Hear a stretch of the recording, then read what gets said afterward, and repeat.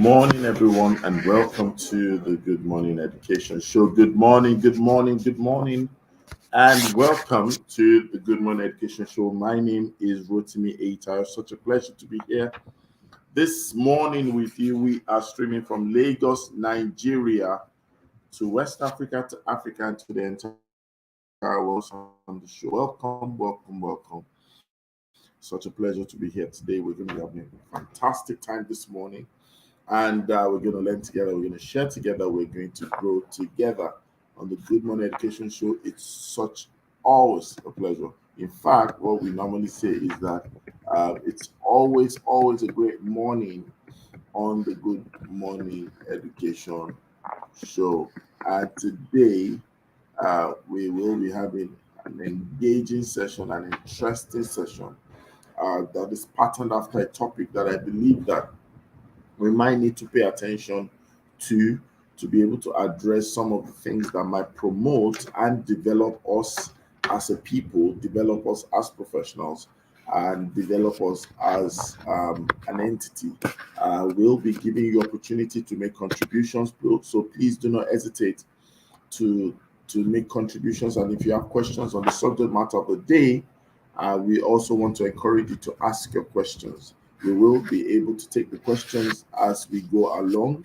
And as you connect with us, please tell us your name, tell us the location where you're streaming from, and we would love to hear from you. Welcome to the Good Morning Education Show. And with our usual practice, I would like us to start with some headlines that can help us sometimes, get an insight on what is happening within the world of education. And we're going to start this morning with one of the headlines coming from the national dailies. And when we do that, we're going to just have a review on that and then we'll take it up to the next one. The first headline today says AppTech to conduct Career Connect, a mega career fair in association with the University of Bolton in Nigeria. That's an interesting one. Um, I believe that if you are familiar with the space, you realize that career fairs actually sometimes come out of foreign platforms. And we are excited that this time around, uh, organizations are deciding to do something about it. Aptech is organizing a career fair in association with the University of Bolton, where the experts from Aptech head office and the university are coming together to address the Aptech students of Nigeria in line with the Association of Aptech and the University of Bolton.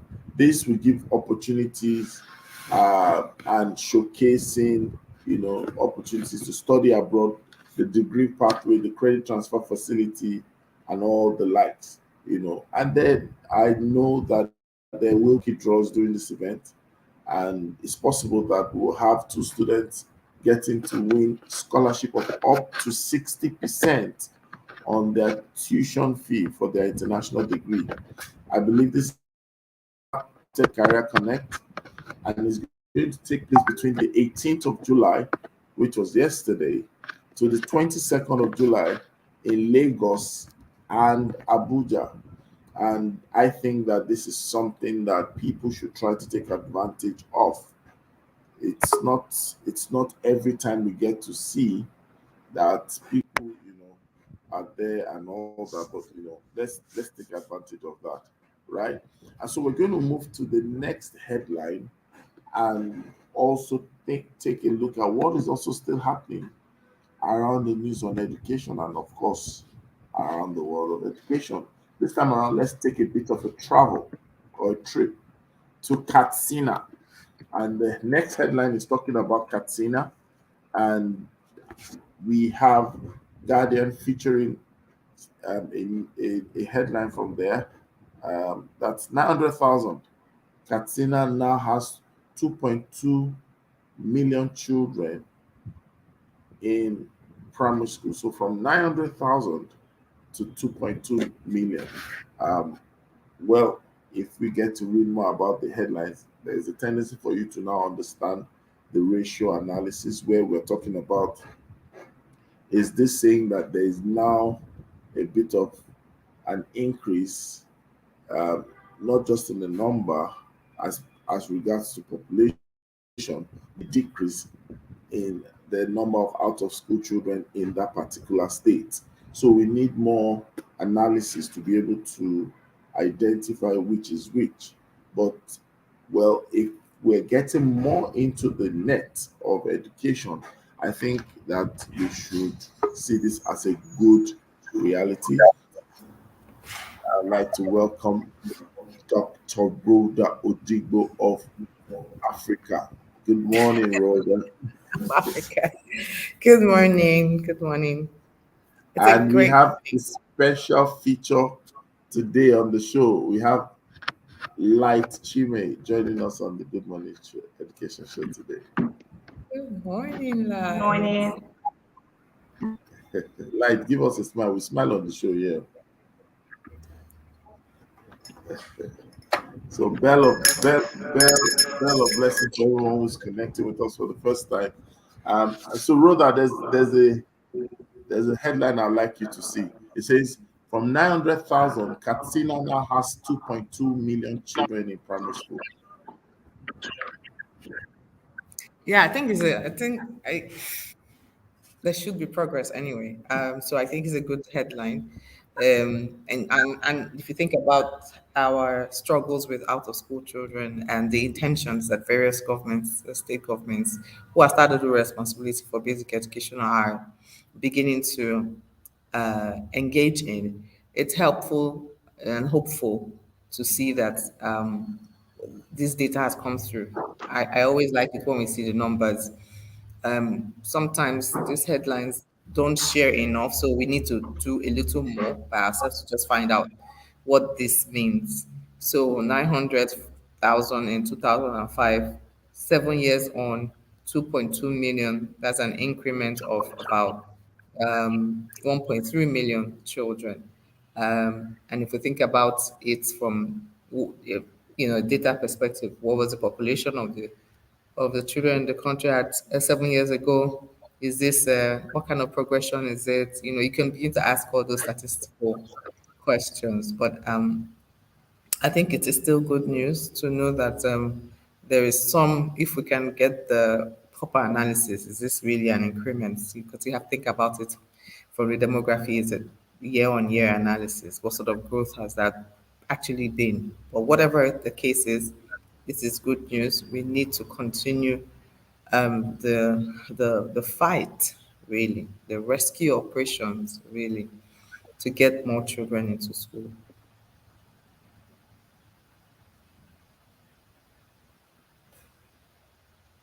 Yeah. So just talking about what you said, I think is a very good point, and the fact that there's actually growth is a very good thing, and it also shows progress. So this also means that just like relating it to data, we are able to we're able to say this is where we were at maybe 2007, and this is where we are now. And we can also speculate where we are going to be in the next 3 or 4 years. And we can also look for how to push progress apart from primary schools. How can we get them to go to secondary schools? How can we increase the data in university? It's a good one. It's a very good one. It's a good one.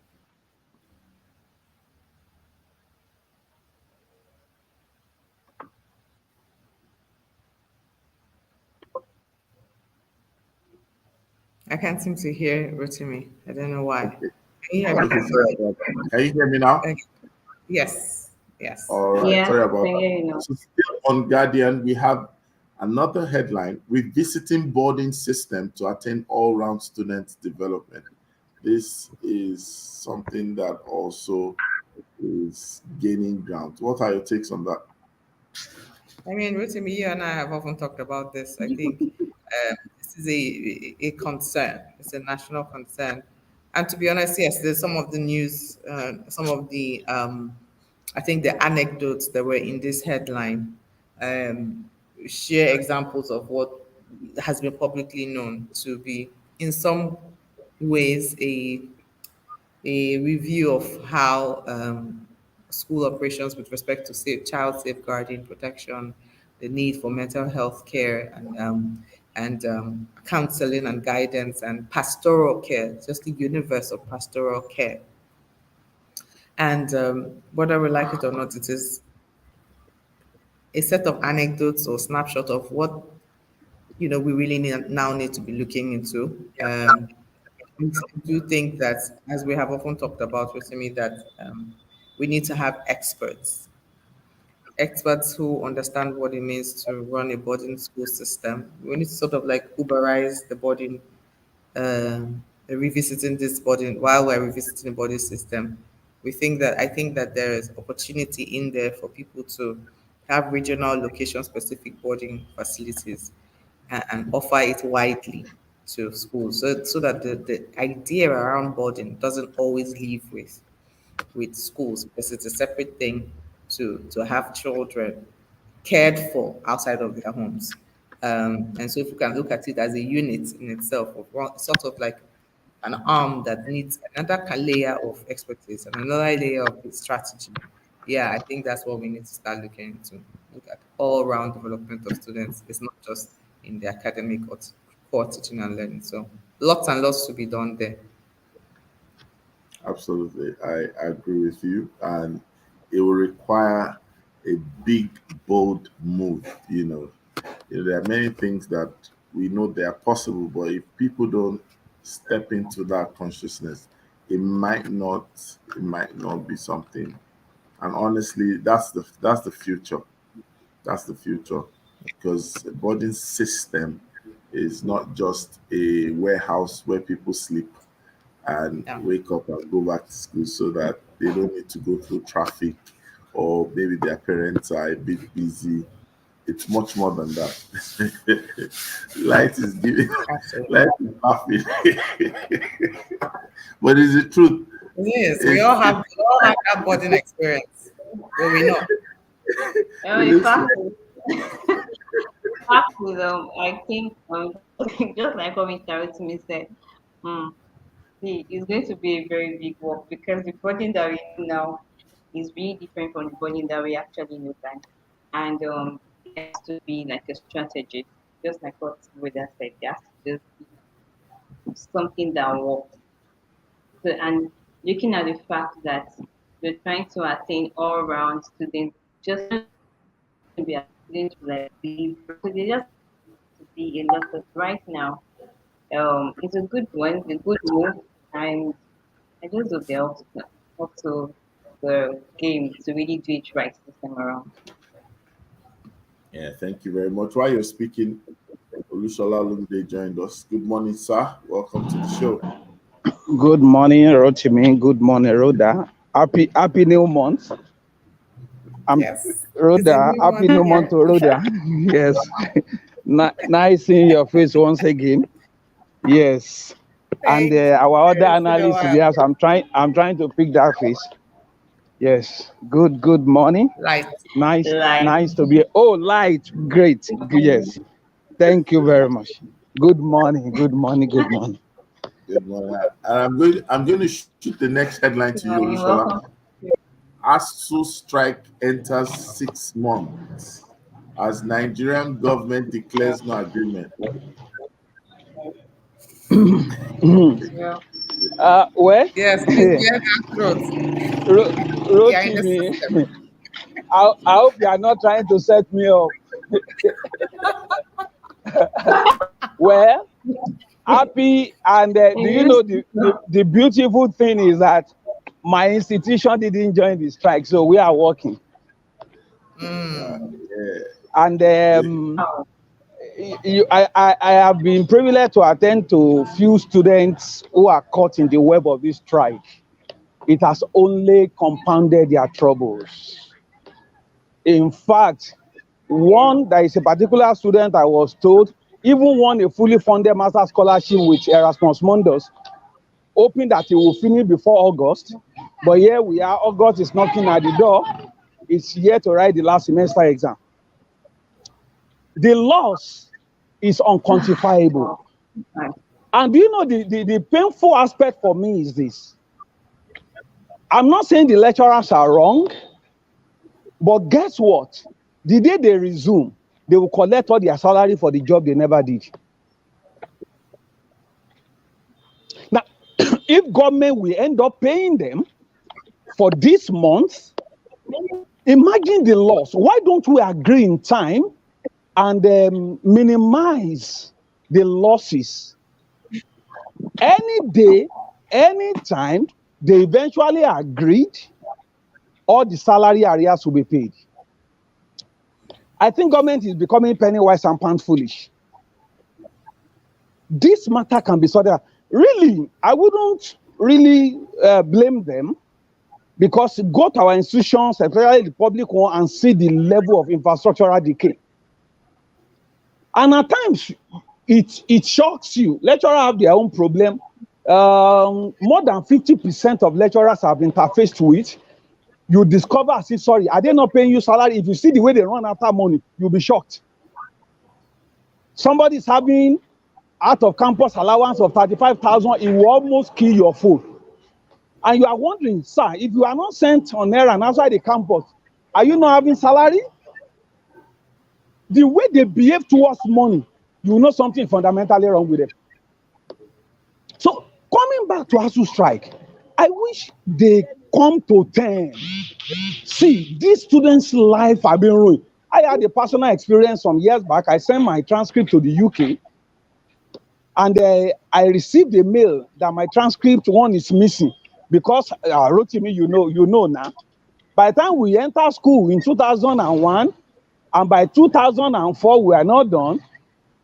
2005 we are not done. You claim to do a 4-year course, and your transcript is reading 6-7 years. How do we just suppose the difference? These are some of the challenges we face. If you want to compete globally, it's a terrible thing. And I can tell you for free, the way primary and secondary school were moribund is a matter of time. Our universities, higher institutions will soon die if something is not done. Thank you. Rhoda, remember what happened on Sunday? Yes, Yeah, I do. We recently had a conversation around some of these challenges, and I think that probably if we had things like what Olushola mentioned, staring at the people's face, and I'm happy that that's the conversation we're really having today. You see, we just know that it's not fair, or we just know that people are having losses. We just know that it's affecting people. But how do we quantify? How do we specify the kind of losses? Because probably that's when people realize that time is not something that you can do, because there's a way they describe time. It's a where's that word? It's brother, borrow me the word now. Time, it's something you can't get back. When they say something about time, it's a resource that you can't necessarily get back in a way. And if people realize that, I think that I'm sure that there are many students who probably would be thinking about what should they do with the 6 months. Because I was cracking a joke with someone. I said, do you know that 6 months for some programs, professional programs or certification programs, 6 months actually, in 6 months you could have done 2. There are some 3-month certification programs. So a lot of people are just waiting and hoping, and that's why they did not take steps, and they will not have much to account for the wait. It's really a big challenge that we are facing as a country. 6 months. If you had a visa to travel out to maybe the UK and you have a 6 months visa, that's a visa. That's a visa expiration. Oh my goodness. While I don't really understand, I mean, there's a lot of rhetorics in this headline. I mean, I read it, and with the collective bargaining agreement, and I've said to myself, Rhoda, You've got to take a step back, go and speak with one or two people whom you are very certain have this knowledge about the whole ASU negotiations with the federal government. And Rhoda, go and ask the right questions. Go and understand what it is that is sitting with ASU. Go and understand what it is that is sitting with the federal government. Go and understand some of those not too common underpinning issues that is leading to this, and the resolve from ASU to keep students away. And Olushola makes a very critical point, because if lecturers can be paid after 6 months, what is going to be paid to the students after 6 months? I think it's a very, strong question to ask. How do we give back the time that has been lost and the impact that it has been on the lives, many of the lives of these young people, young Nigerians who, are looking for the next stage to transition into the next stages of their life. And this is the reason why students, what we're selling to students as a university program, is faulty on arrival on a large scale. And not to remove the merits of an education, because we all know why education is the passport and will continue to be. But if we are truly serious about, galvanizing this sector to actually do what it's meant to do, which is to keep itself sustainable, keep the students who are, you have the opportunity to experience that education that is also not free, then we can take that and make sure that the experience itself is not riddled with all these rhetorics that we're seeing in the headlines. Oh, it is not the president to sign the CBA. It has never been signed in anyway. These kinds of headlines are not helpful when you hear an Ngige say that kind of thing. Can you address what the issue is? Forget the CBA. If maybe not forget the CBA, take the CBA, tell us who is supposed to sign it. So if you keep saying, it's not the president, okay, who was supposed to sign it? Some of these questions, again, like I said, I need to go and get a bit more education, behind the scenes kind of learning around this, what this is all about. But it's really sad, because the recipients of that tertiary level of education, millions of students. And I think that this is a situation where the end does not justify the means. It doesn't Definitely. justify the means, because I tell people that except we are running free education system, which is still not acceptable. People have paid for service. We should be able to sue someone. If I pay for a service, you gave me an offer of admission, and the contract of admission is that I'm running a 4-year course and I am paying my fees. I think that you owe me, it's duty bound that you deliver the service. But when I cannot even tell what I've paid for, when I'm likely, because the associated cost, students are running Yeah. on rents. It's not all schools that have hostels. No, Students are running on rent, no, yeah. and there's a lot. Some people are cooperative. So you think Yeah. about, let's go Yeah. to conversation of the day. So we're talking about the power of data, and I know that this will speak to the matter. I know Rhoda is armed to the teeth with data. When we talk about data, I think that this is the time where we must embrace data more than ever than before. In fact, there are new skill sets and new emerging jobs that has to do with data analysis, data analytics. These are things that are emerging in the workplace today. And I feel that as a country, as a nation, and for those within the world of education, it is important for us to understand what data is.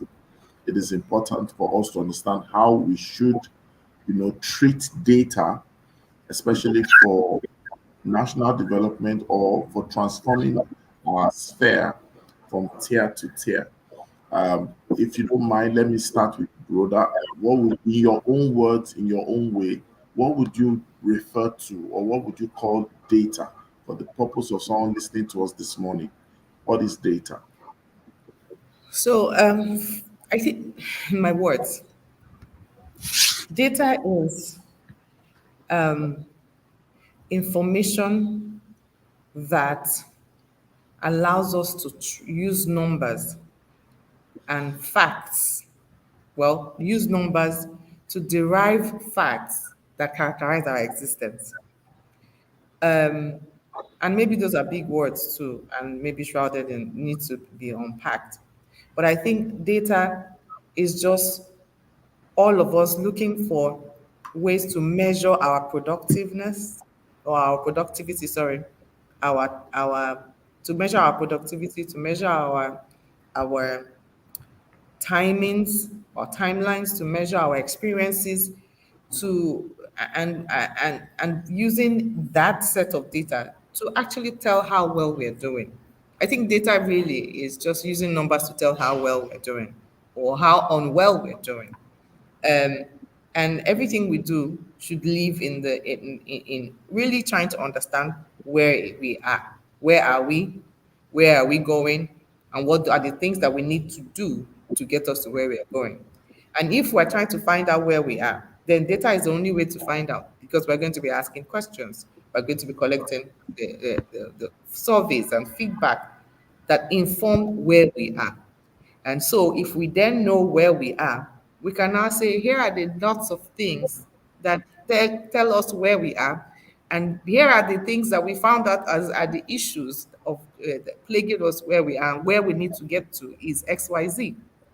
So, in simple words, it's really just numbers that explain our experiences, that help us to feed forward what the things that we need to do to get us to a better place. And yeah, that's what I would say. It's just a science of helping us to think through our progress in life.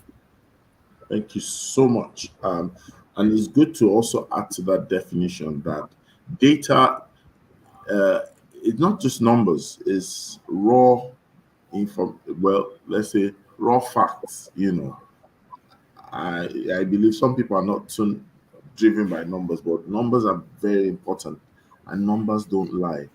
I would like to ask Olushola and then I'll come to Light. Why do people play down on data? Because if we've listened to from what Rhoda has mentioned and said, there must be a reason why people play down, especially in this part of the world. Why do people play down on data? Olushola, over to you. Thank you, Rotimi, and a great submission there from Rhoda. I think beneath the whole matter has to do with the issue of ignorance. A sizable portion is predicated on ignorance because, a lie often repeated appears to be true. Because each succeeding generation wouldn't know the genesis of that story. And while Rhoda was talking, she made mention about asking questions. As she said that, what came up in my mind was that, survey, questionnaire, interview, there are some sort of asking questions. Until we ask questions, there are data. Of course, it is often said that data is like unprocessed information. Now, ignorance is number one. Number two is that people who are not ignorant but are deliberately wanting to manipulate the system. Because data is information. When data is processed, it becomes information. It's an eye opener. Oh, people say, oh, you mean those of us living in these streets, we're up to 200? No wonder. Say, for example, in a particular house, you find out that you pump water in the morning, the following morning, there is no water flowing. And there are 4 flats. Now, if we don't begin to ask questions, why is the water not flowing after 24 hours? Someone saying that, well, it's one of those things. Don't let us bother ourselves. Meanwhile, that person is doing laundry service. While others have gone to the office during the day, he brings clothes to the house to come and watch. He's using about 50% of the water. He quickly unpack the clothes and give it back to the client. The other people will bathe in the morning, bathe their children, they go. until they come back in the evening to cook. But somebody is choosing the water in the afternoon, nobody knows.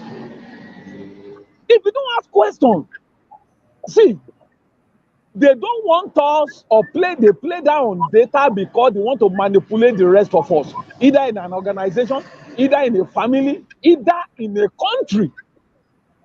It is said that maybe a National Population Commission wants to run census. You and I know that census. I'm not saying the one we have done is not overdue, but somewhere, somehow, the figure will be overbloated.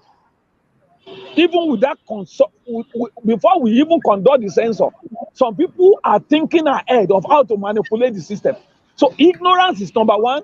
Number two is to take undue advantage of the system.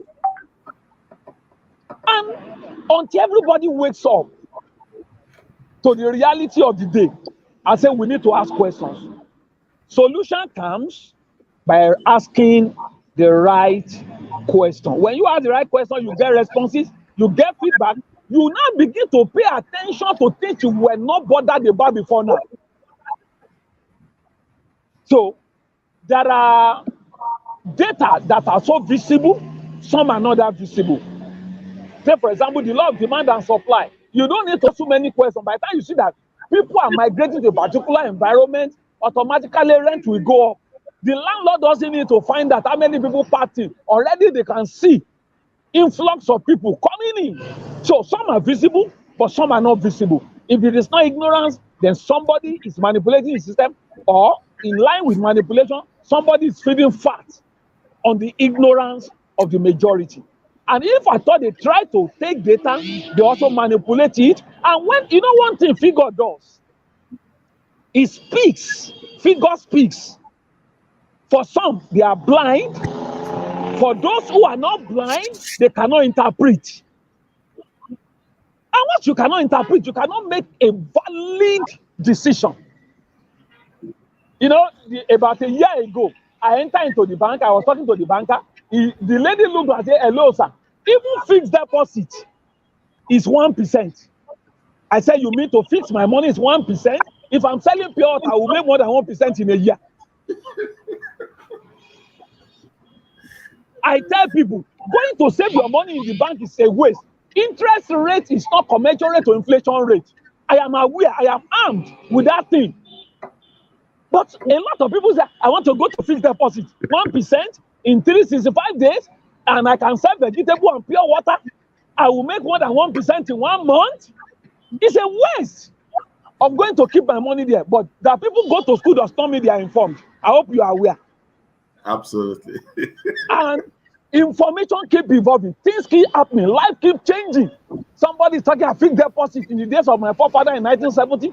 Does that subsist now?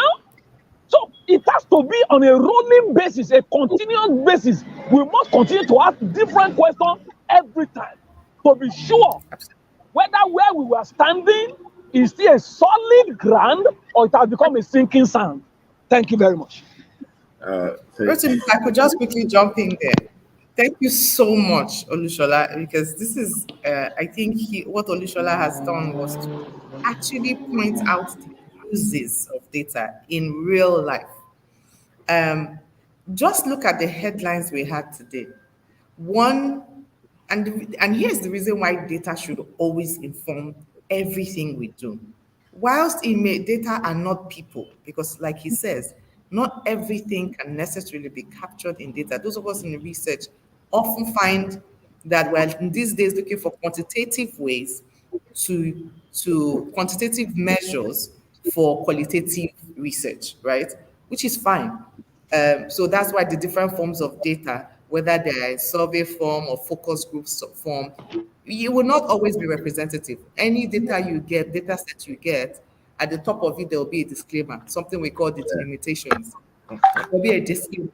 And there's a reason for that, because data will not always capture everything.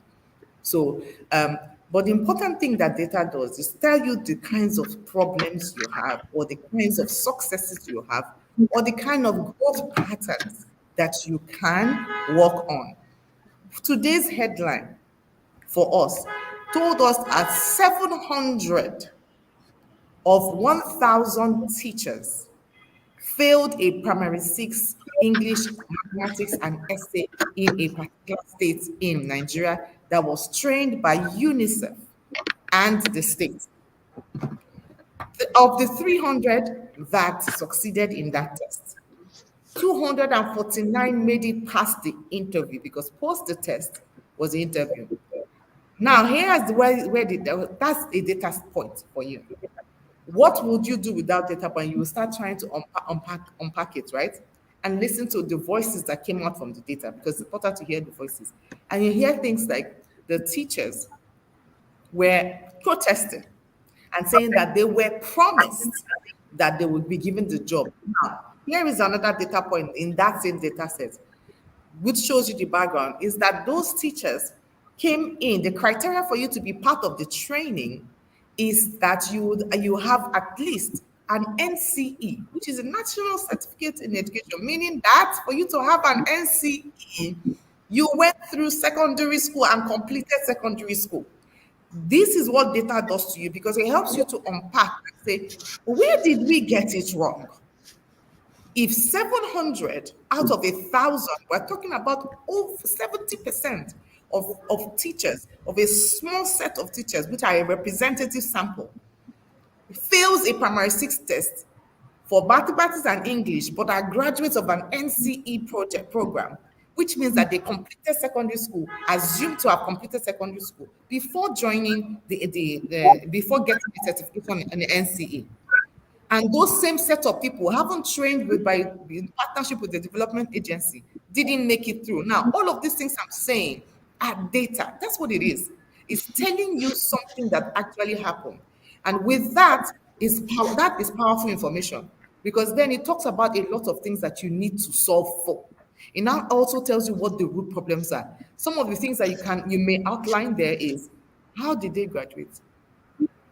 How did they get NCE? How did they make it through to become teachers? That makes you to unearth all of the systems and the processes that make those people get through the stage of actually getting an NCE. So that's what data is, in no other words.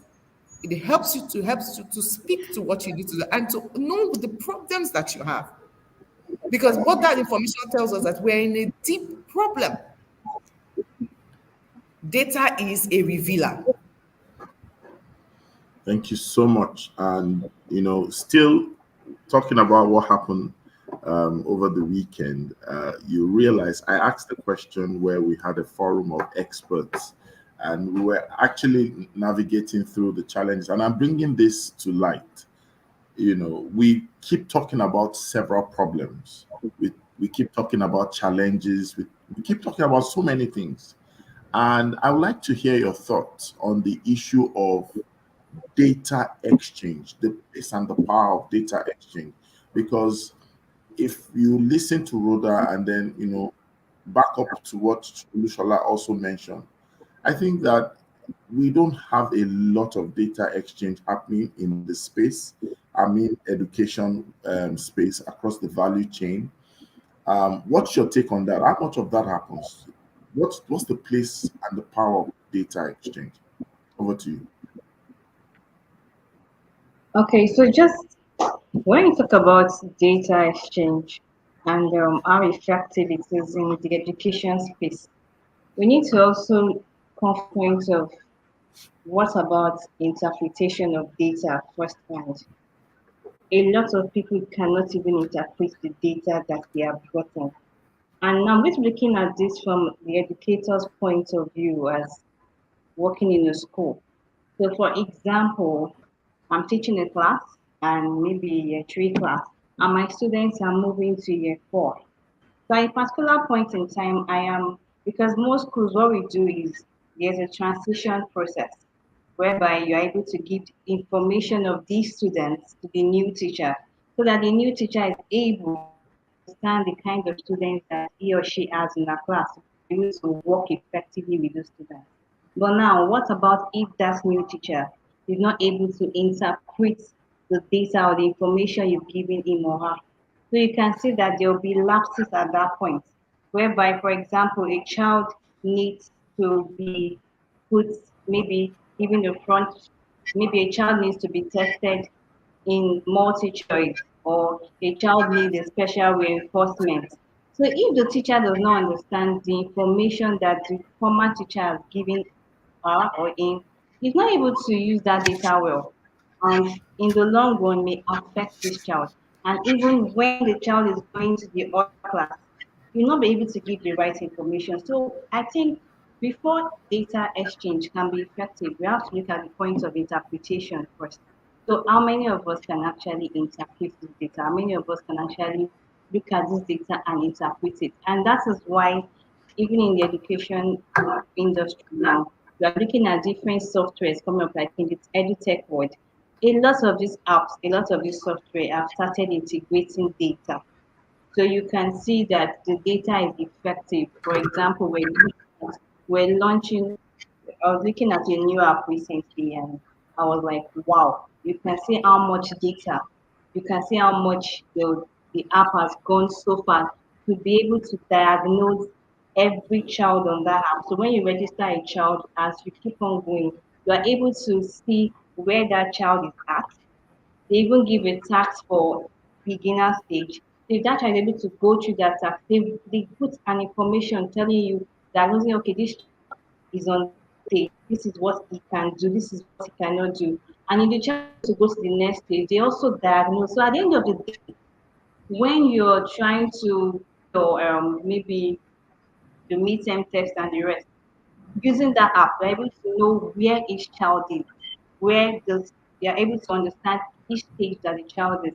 But now, as a teacher or as an educator, using data for yourself or even as an industry, first of all, everybody needs to understand how to interpret the data effectively so that when the exchange occurs, it can be an efficient exchange. There's no misinterpretation of information, of understanding whatever is being passed across. That's just my point of view on that. I love that. Talking about the interpretation. I know Olushola would like to add one or two things to that because we already agree that it's important that we value data, and I love the fact that you stress that interpreting it is what will even lead to efficient use of data. Olushola, do you want to add to that? Thank you, Rotimi, and Light. Thank you, thank you, thank you. How do I put it now? I'm trying to speak to what Light said on the issue of interpretation. Do you know, as valuable as data is, when it becomes misinterpreted, it becomes a death in the pot. And it's like you are given the wheel to a blind man to drive. So the interpretation matters. And I want to say, if you are really going to have a lot of exchange, looking at the education space now, there's thing also for, like Rhoda said, qualitative data gathering, not only just the quantity, apart from the age. Every school should have a sort of way they profile. I'm talking from my emotional intelligence point of view now. Profile every child that comes into your school. Find out what is the antecedent, what is the home front like, the father, the mother, who is the child close to, how many siblings does the child have, what does the child like the food, what does the child dislike. Now, do you know when we profile a child, you gather some information from the parent. I'm even talking of those in early years and whatever now. Do you know it will harm the teacher what to do? You can say, oh, one thing that this little girl is that he doesn't like noise. When somebody shouts, he becomes afraid and becomes jittery all the day. Do you know that it will help the teacher to realize, okay, why is this child not learning? What about those in primary, higher primary, then secondary? Somebody, it's not just that somebody came from a particular school. Did you bother why they left the former school? Which class was the child? How was his performance in the last school? Oh, we moved from that place to a new environment. That's why we are here. Not that because the child failed JSS3 WAEC, and we want him to be in SS1 by force. How many schools are even willing to go all out? I am trying to propose that to our institution now, based on the research I'm conducting presently, that everybody that comes into the school, either student or staff,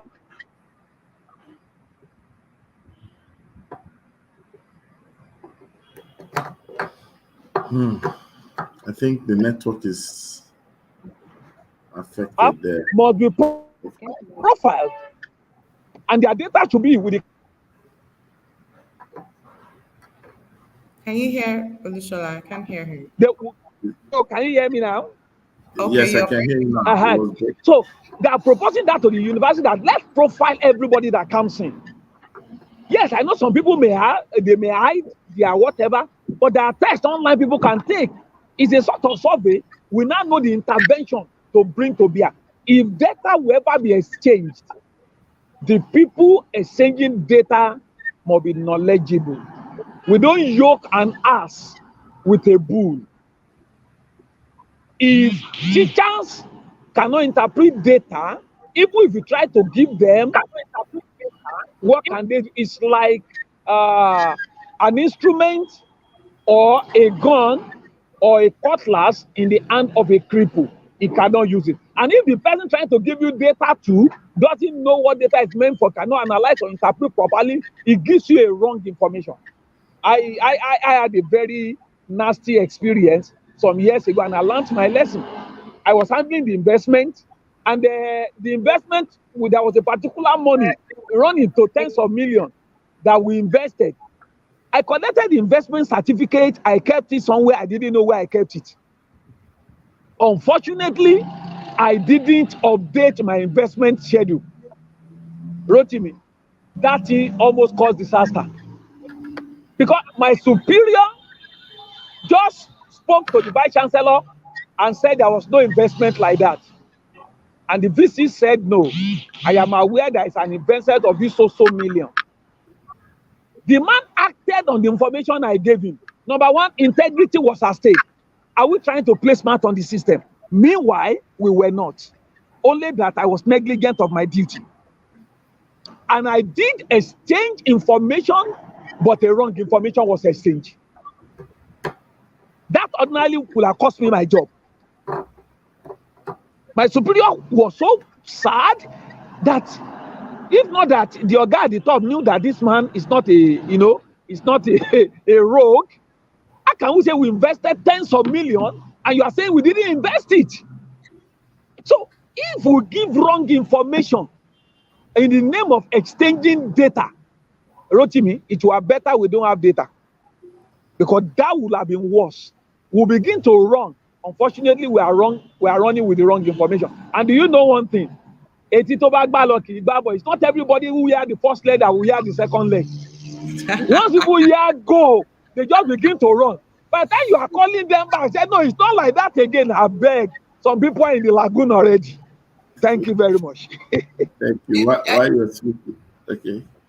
Yeah, I wanted to just quickly add that I think a lot of what we're talking about is very important, and every stage of data usage is important. So we have data collection, we have data mining, which is really just about processing the larger set of data, and then we have the data spread, where you now want to say, okay, I want to share this information with everybody. And then you have the codification process, which you now say, we've seen this consistently happen across same context and beyond context areas. So all of those things are actually very, very key at every stage of it.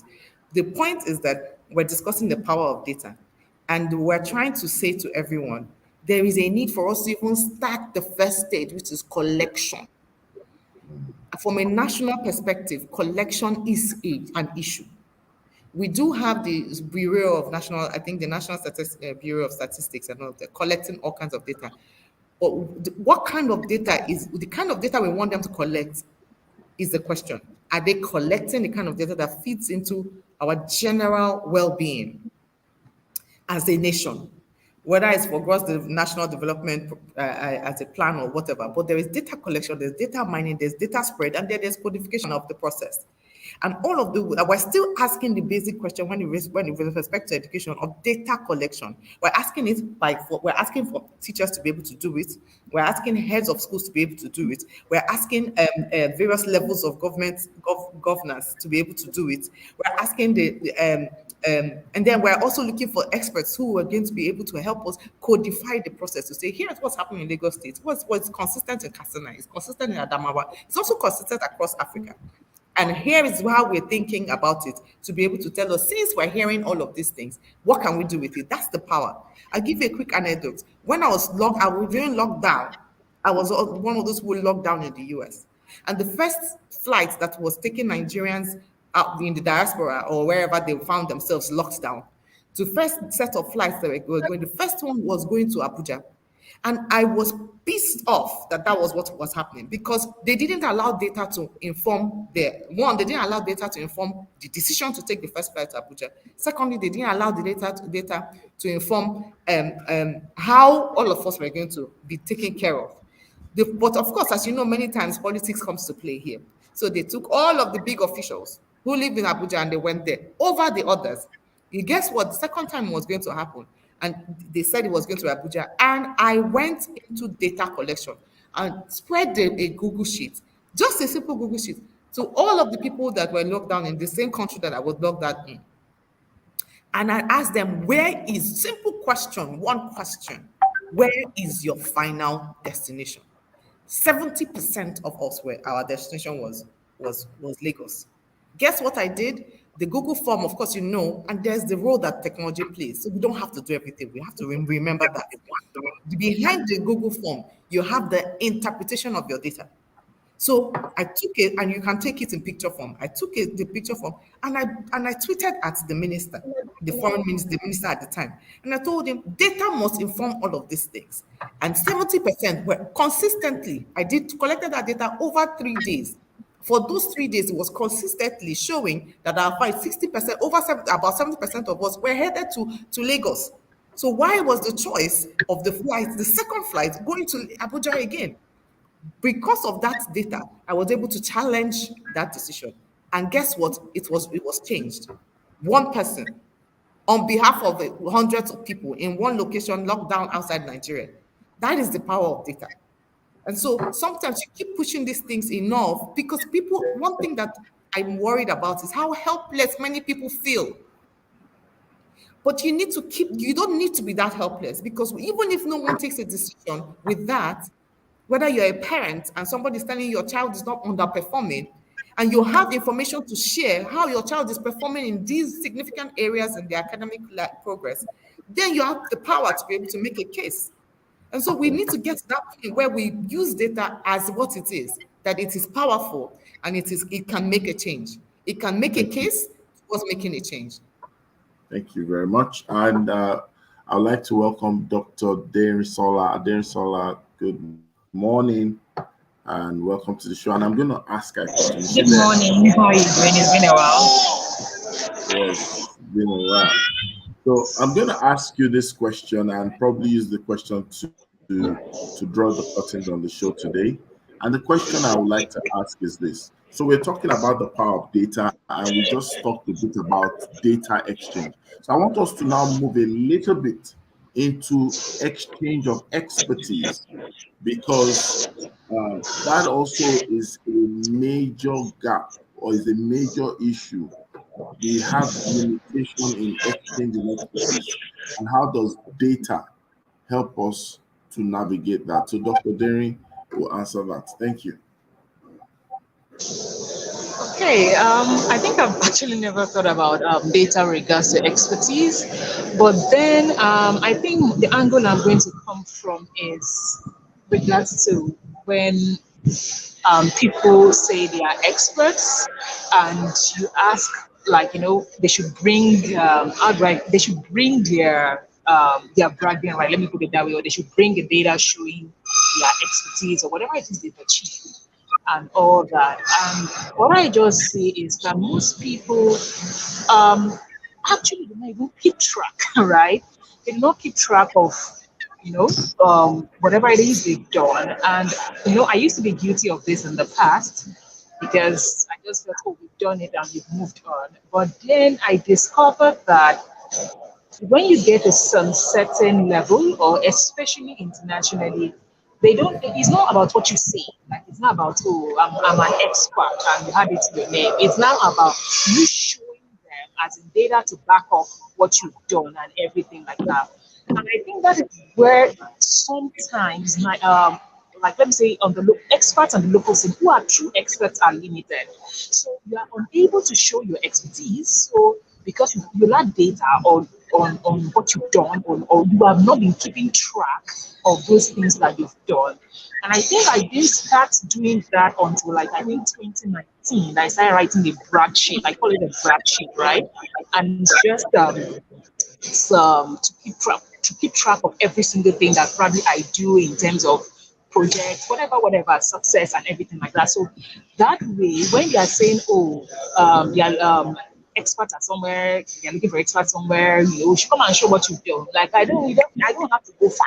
Like I have something ready made to show this is what I've done here, this is what I've done, instead of me trying to just shout I'm an expert and everything.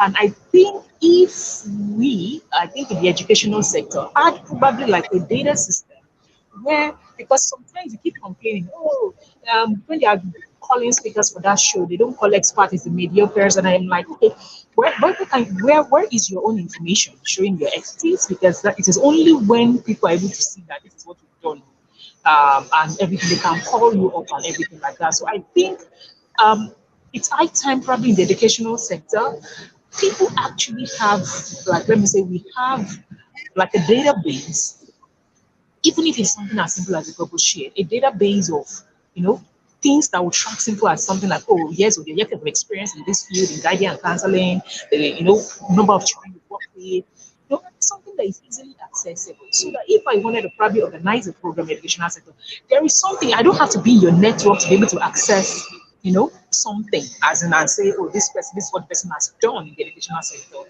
I think that will actually improve our quality of the so-called experts we have in the industry. Thank you. Thank you so much. I love that. She shared two powerful thoughts there. Number one, the brag sheet, although I have to ask you much later, maybe privately, to actually explain or show a model or a template of that brag sheet. It's in our new trend, we could call it a buga sheet. Okay, so Right. yeah, so but then because we've come to the end of the show, I'd just like to have parting shots starting with Light, then to Rhoda, Olushola Olumide, and then back to Adem Sola. We just have our parting shots as we end the show today. So Light, over to you. Okay, so just what I would just like to make everybody understand the fact that data is indeed powerful in every sector, and especially as an educator, that is what I'm coming from, is very important and can make your work easier and more effective. Thank you.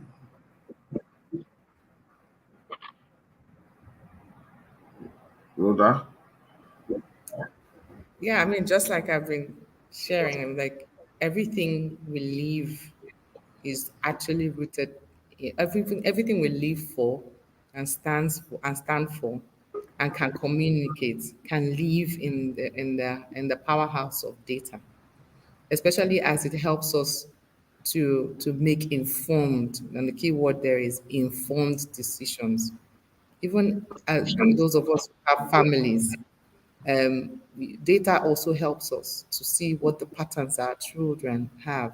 Sometimes we can curate it, other times we may not be able to curate it. Better to curate it, which is that whole process of collection, mining, analysis, and codification. But the important thing that is that we are rooted in data, and data should always inform our decisions, and there is power in it, and particularly because it can help us to do two main things: make a case to make a change.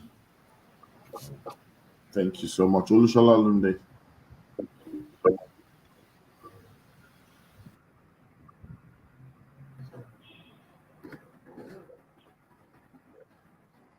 Oluchola, are you there?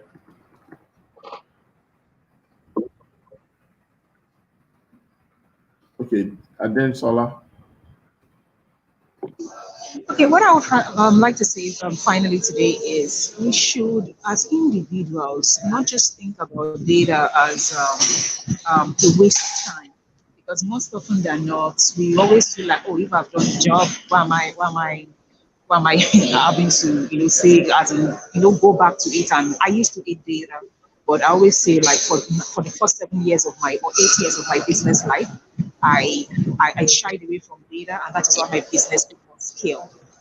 Until I got knowledge in 2019 on how to go about actually creating data for my personal life and for my business life. And I have seen the tremendous growth I've had since then. So please always know that your growth, that data you're running from, your growth in life as a person is associated with it.